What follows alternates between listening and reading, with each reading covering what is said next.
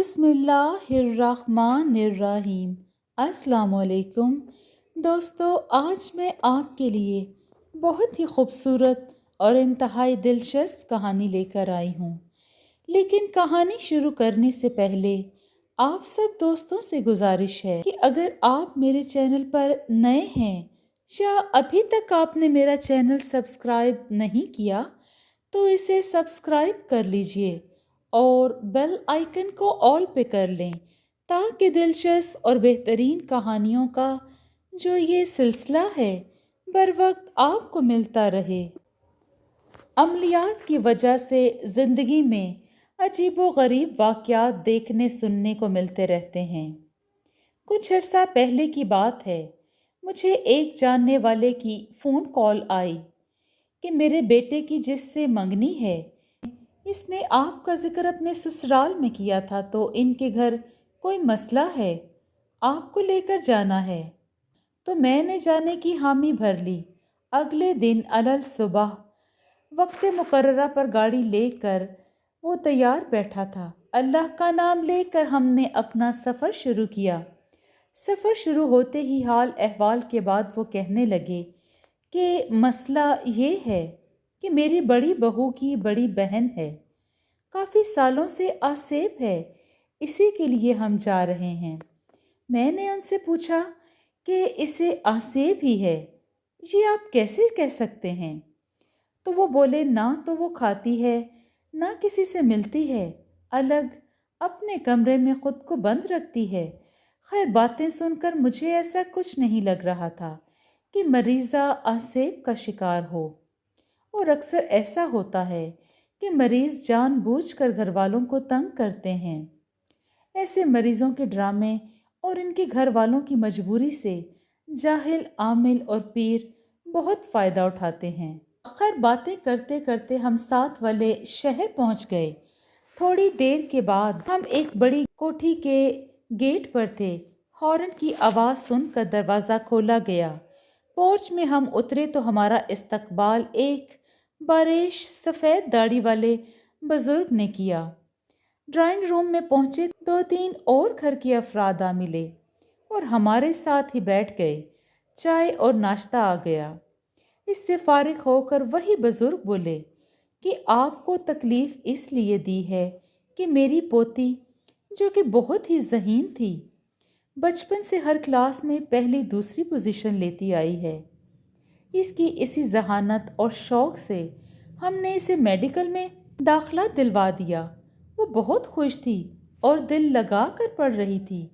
Medical के तीसरे साल इससे चंद दिन की छुट्टियां थीं। वो बहुत खुश वापस घर आई, मगर चंद दिन गुजारने के बाद आहिस्ता आहिस्ता हम सब ने महसूस किया कि वो खामोश रहने लग गई है। इसी असना में बच्ची का वालिद बोला, मैंने इसकी माँ से कहा कि तुम इससे पूछो क्या मसला है। बहुत पूछा, मगर इसका एक ही जवाब कि कुछ नहीं, कुछ भी नहीं है। बच्ची ने खुद को कमरे में महसूर कर लिया है। खाना दें तो खा लेती है। डॉक्टरों के पास भी लेके गए हैं, वो जाने से मना नहीं करती है। फैमिली डॉक्टर है हमारा। नफ्सियाती मुआलिज के पास भी गए, मशवरे पे चले, लेकिन बच्ची की तबीयत में कोई तब्दीली नहीं आई। हर डॉक्टर एक ही जवाब देता है, लगता है बेआरामी की वजह से ऐसा सब हो रहा है। नींद की दवाई तजवीज़ कर दी, लेकिन कुछ भी तब्दीली ना हुई। हमें तो लगा कि शायद कोई आसेबी मसला है। जब भी इसके कमरे में कोई जाता है, इसके कपड़ों की अलमारी जो कि लकड़ी की है, इसकी तरफ देखकर उसे हंसता हुआ पाता है, मगर आने वाले को देखकर वो फ़ौरन खामोश हो जाती है। इसलिए हमारे पीर साहब की वफ़ात के बाद जो इनके खलीफा हैं, इनको बुलाया गया। उन्होंने ये कहकर कि इस पे जादू है, कुछ तावीज़ दिए और चिल्ले किए। इसके बाद काफ़ी सारे आलिम बुलवाए गए। सब ने कुछ न कुछ कहा और चल दिए। हालात वैसे के वैसे ही रहे। बस न वो घुटनों में मुंह छुपाए रोती रहती है। अब तो काफ़ी अरसा बीत गया है। میں نے ان سے کہا ٹھیک ہے، آپ مجھے بچی کے کمرے میں لے چلیں۔ میں نے ایک پینسل کاغذ منگوانے کو کہا اور بچی کا مکمل حساب کر کے دیکھا۔ نہ تو کوئی نفسیاتی بیماری نکلی اور نہ ہی جادو ٹونا، اگر نکلا تو آسیب کا اثر۔ میں نے ان سے کہا کہ مجھے مریضہ کے پاس لے چلیں۔ بچی کے دادا اور والد مجھے ساتھ لے کر بچی کے کمرے تک پہنچے۔ اس کے والد نے کمرے کا دروازہ کھول کے اندر داخل ہو گئے اور مجھے بھی اندر آنے کو کہا۔ میں اندر داخل ہوا تو میری نظر بیڈ پر گھٹنوں میں منہ چھپائے بیٹھی لڑکی پر پڑی۔ میں نے سلام کیا تو لڑکی نے منہ اوپر اٹھا کر میری طرف دیکھا، سلام کا جواب دیا اور سیدھی ہو کر بیٹھ گئی۔ بیڈ کے پاس ہی رکھے صوفے پر ہم بھی بیٹھ گئے۔ میں نے کہا بیٹا کیسی ہو؟ وہ بولی میں ٹھیک ہوں۔ اس نے مختصر سا جواب دیا۔ میں نے کہا مجھے یہاں بیٹا اس لیے بلوایا گیا ہے کہ میں یہ جان کے بتا سکوں کہ آپ کو مرض لگ گیا ہے۔ 2 سال سے آپ نے خود کو سب سے الگ تھلگ کر لیا ہے، پڑھائی بھی چھوڑ دی ہے، سب آپ کی وجہ سے بہت پریشان ہیں اور مجھے تو لگتا ہے آپ خود بھی بہت پریشان اور اداس ہیں۔ وہ بولی انکل آپ نہیں جان سکتے میں کیوں پریشان ہوں اور نہ ہی آپ میری اداسی کی وجہ جان سکتے ہیں۔ میں نے کہا اگر میں اداسی کی وجہ تھوڑی سی بتا دوں تو کیا آپ مجھے اپنا سارا حال بتا دیں گی؟ اس نے میری طرف دیکھا۔ جی میں بتا دوں گی، لڑکی نے جھجکتے ہوئے کہا۔ لڑکی کے والد اور دادا پاس ہی بیٹھے گفتگو سن رہے تھے۔ لڑکی میری طرف سوالیہ نگاہوں سے دیکھ رہی تھی۔ میں نے کہا کہ نہ تو آپ کو کوئی نفسیاتی مسئلہ ہے اور نہ ہی تعویذ، مسئلہ یہ ہے کہ آپ نے کسی ایسی مخلوق کو دیکھ لیا ہے جو بھلائی نہیں جا رہی، وہ آپ کے دل و دماغ پر چھا گئی ہے۔ میری بات سنتے ہی لڑکی چونک گئی اور رونے لگی اور میں نے اسے کہا میں اس وقت ہی کچھ کر سکتا ہوں جب تک مجھے ساری بات کا پتہ چلے۔ لڑکی نے کہا کہ میں جب چھٹیوں میں واپس گھر آئی تو گھر والوں سے مل کر میں اپنے کمرے میں آ گئی، الماری میں سامان رکھا تو کمرے میں اچانک بہت پیاری اور مسحور کن خوشبو پھیل گئی۔ میں حیران ہو گئی کہ یہ خوشبو کہاں سے آ رہی ہے۔ میں نے یہی سوچا شاید باہر ہال کمرے میں گھر کے کسی فرد نے کوئی پرفیوم لگایا ہے اور شاید اسی کی خوشبو ہے۔ کچھ دیر بعد خوشبو آنے کا احساس ختم ہو گیا۔ میں نے شاور لیا اور کچھ دیر سونے کی کوشش کرنے لگی، آنکھیں بند کیے۔ کچھ ہی دیر گزری ہوگی کہ مجھے احساس ہوا کہ کمرے میں کوئی ہے جو مجھے دیکھ رہا ہے۔ میں نے آنکھیں کھول کر دیکھا مگر کوئی نہ تھا۔ میں پھر سو گئی۔ شام کو امی نے اٹھایا۔ میں فریش ہو کر باہر ہال میں چلی گئی۔ میں نے جاتے ہی بھائی سے پوچھا طاہا تم نے کون سا پرفیوم لگایا تھا؟ تو اس نے کہا آج تو کوئی نہیں لگایا۔ بہن سے پوچھا، دادا سے، ابو سے پوچھا کہ شاید انہوں نے کوئی عطر لگایا ہو، مگر سب نے انکار کر دیا۔ رات کا کھانا وغیرہ کھا کر میں جلدی اٹھ کر اپنے کمرے میں آ گئی۔ میں نے الماری کھولی اور اپنے کپڑے بیگ سے نکال کر الماری میں رکھنے لگی۔ اچانک سے دوبارہ وہی خوشبو کمرے میں پھیل گئی۔ میں حیران تھی کہ یہ خوشبو کہاں سے آ رہی ہے، اتنی مسحور کن خوشبو میں بتا نہیں سکتی آپ کو، اور آرام سے ناک سے سانس لینے لگی۔ میں اس خوشبو کو اپنے اندر کھینچ رہی تھی۔ میرا دل چاہ رہا تھا یہ خوشبو میرے پورے جسم میں سما جائے۔ آہستہ آہستہ تھوڑی دیر بعد خوشبو آنی بند ہو گئی۔ میں اٹھی اور کپڑے الماری میں دوبارہ رکھنا شروع ہو گئی۔ कपड़े रख कर वापस मुड़ी तो मेरी नज़र बेड पर पड़ी। इस पर एक तयशुदा कागज़ पड़ा था। मैंने वो खोला तो इस पे अस्सलामु अलैकुम लिखा था। मैं हैरान थी कि ये कहाँ से आया। मैंने इसे कमरे में पड़ी डस्टबिन में फेंक दिया। कुछ देर मसरूफ़ रहने के बाद मैं सो गई। रात के किसी पहर मेरी आंख खुल गई। मैंने करवट ली। मैंने देखा मेरे हाथ में एक कागज़ का टुकड़ा था। मैंने उठकर लाइट जलाई, कागज़ खोला। इस पे लिखा था, आपने सलाम का जवाब तो दिया नहीं, और इसे रद्दी समझकर फेंक भी दिया। मैं ये पढ़कर हैरान और परेशान थी। मुझे याद था कि इन सब के दौरान मेरे कमरे में कोई नहीं आया था। अचानक मेरी नाक से वो मखसूस खुशबू फिर से टकराई। मेरे लिए ये सब कुछ बहुत अजीब था। अचानक मेरी नज़र मेरे पाँव के पास पड़े एक और कागज़ पर पड़ी। मैंने वो उठाया। इस पे लिखा था, ये सब आपके लिए परेशान कुन है, मगर मैं आपसे बात करना चाहता हूँ।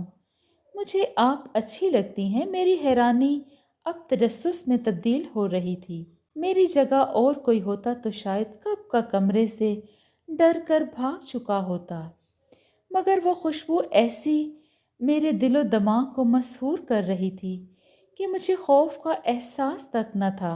मैंने कहा, आप कौन हैं? मेरा इतना कहना था कि एक कागज़ मेरी झोली में आ गिरा। इस पे लिखा था, आपका खादिम। मैं आपका खादिम। मैंने कहा, मेरे सामने आओ। एक और कागज़ मेरी झोली में आ गिरा, जिस पे लिखा था कि नहीं आ सकता। मुख्तसर ये कि मेरी और इसकी बकिया सारी रात इसी तरह बातें होती रहीं। इसका कहना था कि वो एक जिनज़ादा है और इसे मेरी आंखें और मेरे बाल बहुत प्यारे लगते हैं। जब सुबह हुई तो वो ये कहकर चला गया, जल्दी वापस आता हूँ, और साथ ही उसकी खुशबू भी चली गई और मुझे यूं लगा जैसे मैं अकेली रह गई हूँ। फिर 2 दिन नहीं आया। मैं इन 2 दिनों बहुत बेचैन रही। मुझे कुछ अच्छा न लगा। जब 2 दिन बाद मेरे कमरे में खुशबू फैली तो मुझे यूं लगा जैसे मुझे कुल कायनात की खुशियाँ मिल गई हों। मैं जब भी बोलती, जो सवाल करती, इसका जवाब मुझे कागज़ पर लिखा मिल जाता। अब मेरी एक ही तकरार होती कि मैं आपको देखना चाहती हूँ, और इनका एक ही जवाब होता, ऐसा मुमकिन नहीं। मैं इस दौरान कमरे तक महदूद हो गई। जब वो मौजूद होते तो मैं कमरे को बंद कर देती। जब वो चला जाता, मैं इसकी बातों और याद में खोई रहती। जब इसका कोई कागज़ मुझे मिलता था तो इससे पहले वाला कागज़ गायब हो जाता। एक दिन मुझे कागज़ पर लिखा मिला कि तुम्हारे घर वाले तुम्हारे कमरे तक महदूद हो जाने की वजह से परेशान हैं और वो तुम्हें डॉक्टर के पास ले जाना चाह रहे हैं। वो तुम्हारा जो इलाज करवाएं, खामोशी से करवा लेना। मैंने हामी भर ली। एक दिन मैंने इनसे कहा कि आपको मेरी कसम, मेरे सामने आए, मैं आपको देखना चाहती हूँ। मुझे जवाब मिला, अगर मैंने ऐसा किया तो 2 मुश्किलें बन जाएंगी। एक, मेरे ख़ानदान वालों को पता चल जाएगा कि मैं आपके सामने ज़ाहिर हुआ हूँ। मेरे लिए पाबंदियाँ बढ़ जाएंगी जिसकी मुझे इजाज़त भी नहीं है, और दूसरी, मुझे देख लिया तो कभी भूल नहीं पाओगी। ये जवाब पढ़ तो मैंने लिया, मगर मैं ना समझ सकी। मैं अपनी ही बात पर अड़ी रही, हार मानने को तैयार न थी। शायद मुझे उससे मोहब्बत हो गई थी। मुझे भी उससे मोहब्बत होने लगी थी। मैं अड़ी रही अपनी ज़िद पर कि मुझे तुम्हें हर हाल में देखना है। तुम कैसे दिखते हो? मेरी ज़िद को देखते हुए फिर उसने मुझे आंखें बंद करने का कहा। मैंने खुशी से आंखें बंद कर ली। मेरे कानों में दबदबी आवाज़ उभरी, आंखें खोलो। मैंने धड़कते दिल से आंखें खोली। मेरी आंखें खुली की खुली रह गईं। मेरा दिल चाह रहा था कि वक्त रुक जाए اور یہ لمحہ قید ہو جائے۔ اتنی خوبصورت شکل کا نوجوان میں نے زندگی میں نہیں دیکھا، کبھی نہیں دیکھا۔ میں بیان سے قاصر ہوں۔ اس لمحے کچھ عجیب سا ہوا۔ میرے کمرے میں دھواں بھرنا شروع ہو گیا۔ پھر میں نے اس کے چہرے پر بے حد پریشانی نمودار ہوئی اور پھر اچانک میری نظروں کے سامنے سے غائب ہو گیا۔ میں پریشانی اور افسردگی سے ادھر ادھر دیکھنے لگی۔ وہ جا چکا تھا، دھواں بھی اب ختم ہو گیا تھا۔ اس واقعہ کے کئی دن بعد تک میرا رابطہ نہ ہوا۔ میری مانو جیسے دنیا ہی لٹ گئی ہو۔ میں نے خود کو کمرے میں بالکل بند کر دیا۔ میں اپنی نادانی پہ سارا دن روتی رہتی۔ میں نے گھر والوں کو کالج جانے سے بھی منع کر دیا۔ کئی ہفتے گزر گئے۔ ایک رات میں بیٹھی رو رہی تھی۔ اس کی آمد کی خوشبو کا احساس ہوا۔ میں چونک کر خوشی سے ادھر ادھر دیکھنے لگی۔ مجھے خوشبو آ رہی تھی۔ میں اس کا نام پکارنے لگی مگر مجھے کوئی جواب نہیں مل رہا تھا۔ کئی منٹ گزر گئے۔ اب میری خوشی بے چینی اور پریشانی میں بدل چکی تھی۔ میں کافی دیر تک اس کا نام لے لے کر پکارتی رہی مگر جواب نہ ملا۔ اب اچانک خوشبو کا احساس آنا کم ہو گیا۔ خوشبو تو آ رہی تھی مگر بہت کم۔ اچانک میری نظر بیڈ کی سائڈ ٹیبل پر پڑی۔ وہاں پر ایک کاغذ پڑا تھا۔ میں نے جلدی سے اسے اٹھا کر کھولا۔ اس پر لکھا تھا، میں نے آپ سے کہا تھا نا، آپ کے سامنے آنے پر میرے لیے پریشانیاں بڑھ جائیں گی۔ میری قوم کو اسی وقت میری اس حرکت کا پتہ چل گیا تھا۔ اب فیصلہ یہ ہوا ہے کہ اب کبھی اگر میں نے آپ سے رابطہ رکھا تو وہ میرے ساتھ ساتھ آپ کو بھی سزا ملے گی، آپ کو بھی سزا دیں گے اور میں یہ نہیں چاہتا۔ آخری سانس تک میں آپ کو یاد رکھوں گا اور ہمیشہ میں آپ سے اسی طرح محبت کروں گا، مگر آپ مجھے بھول جانا۔ میری خوشبو میرے اس آخری پیغام سے ہمیشہ آپ کو آتی رہے گی۔ اللہ حافظ۔ یہ رکا پڑھ کر میری دنیا ویران ہو گئی۔ میرے گھر والے مجھے جب کسی علاج کا کہہ دیتے میں چپ کر کے کروا لیتی۔ بہت لوگ آئے، سب نے اپنی اپنی باتیں کی۔ ان سب لوگوں میں آپ پہلے انسان ہیں جنہوں نے سچ بتایا۔ یہ کہہ کر وہ لڑکی خاموش ہو گئی۔ اس کے والد، دادا اور میں خاموشی سے اس کی باتیں سن رہے تھے۔ اس کے بعد وہ چپ ہو کر رونے لگی۔ لڑکی کے والد نے آگے بڑھ کر اسے سینے سے لگا لیا۔ میں نے اس لڑکی سے وہ خط لانے کو کہا۔ لڑکی اٹھی اور الماری سے ایک کپڑا لپٹا ہوا لے آئی۔ کپڑا کھول کر اس میں سے ایک کاغذ نکالا اور میری طرف بڑھا دیا۔ پورا کمرہ عجیب سی بھینی بھینی خوشبو سے مہک اٹھا۔ کیا بتاؤں کیا خوشبو تھی، جیسے سندل، عنبر، عود، کستوری کو کسی نے ایک ساتھ رکھ دیا ہو۔ خوشبو نے دماغ کو معطر کر کے رکھ دیا۔ اتنا عرصہ گزرنے کے بعد بھی خوشبو کاغذ سے بالکل نہ ختم ہوئی تھی۔ خوشبو کی سحر انگیزی میں نے وہ کاغذ کھول کر پڑھا، جس پر ہو بہو وہی تحریر تھی جیسا لڑکی نے بتایا تھا۔ میں نے خط پڑھ کر کاغذ لڑکی کو واپس کر دیا اور کہا، اس مسئلے کا ایک ہی حل ہے کہ یہ واقعہ آپ کو بس اتنا ہی یاد رہ جائے جیسے بچپن کی ایک حسین یاد، اور آپ ویسے ہی نارمل زندگی کی طرف لوٹ آئیں اس خوبصورت یاد کے ساتھ۔ مختصر یہ کہ کچھ دن گزرنے کے بعد مجھے اس کے والد کی کال آئی، جس میں انہوں نے بتایا کہ اب وہ آہستہ آہستہ ٹھیک ہو رہی ہے۔ بچی کی طبیعت آہستہ آہستہ ٹھیک ہوتی گئی۔ اس واقعے کے کچھ ہفتہ بعد بچی کی مجھے کال آئی۔ اس نے کہا کہ میں آج اپنے ابو کے ساتھ نہر پر جا کر میں نے وہ خط بہا دیا ہے۔ مجھے یہ سن کر بہت خوشی ہوئی۔ اب اس لڑکی کی شادی ہو چکی ہے۔ اور اپنے خاوند کے ساتھ بہت خوش ہے۔ ایک بات میں اور بتاتا جاؤں، میں بھی آج تک وہ خوشبو نہیں بھول سکا اور نہ بھول پاؤں گا۔ جی دوستو، آپ کو یہ کہانی کیسی لگی؟ اگر آپ کو یہ کہانی پسند آئی ہے تو اس کو لائک کیجیے اور کمنٹ میں اپنی رائے کا اظہار ضرور دیں۔ خوش رہیں، اپنا اور اپنوں کا بہت سا خیال رکھیں۔ شکریہ۔